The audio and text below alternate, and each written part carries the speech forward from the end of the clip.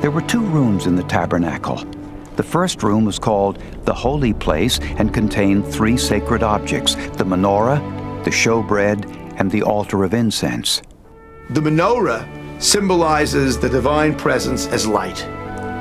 And here you have the idea that there is a light which must be burning all the time. The symbolism is the light of God. This is his house. This is the place where he would meet his people, and the light would be essential to that symbolism. Well, they have this thing called showbread, written in the old Bibles and in the King James as shewbread, S-H-E-W. The Israelites knew God didn't eat anything. But by giving them these beautiful breads, eventually shared with the priest, it was kind of a showing that we want to give the best of what we have to eat to the God. There are 12 loaves, and I suppose, again, it's representing the 12 tribes of Israel.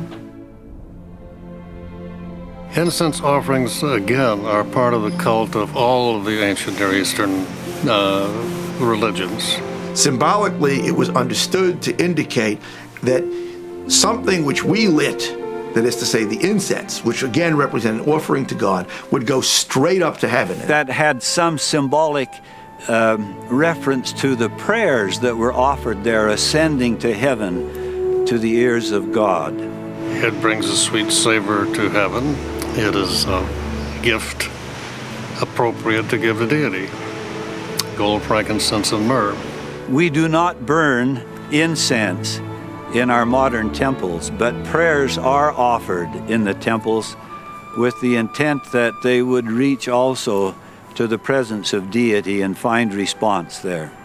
There was in the temple a particular curtain or veil which sealed off the Holy of Holies from the rest of the temple. The veil of the temple was symbolic as well, because that thin veil was the only thing between you and the Holy of Holies. There you have the Ark of the Covenant, the agreement binding Israel to its God and God to Israel.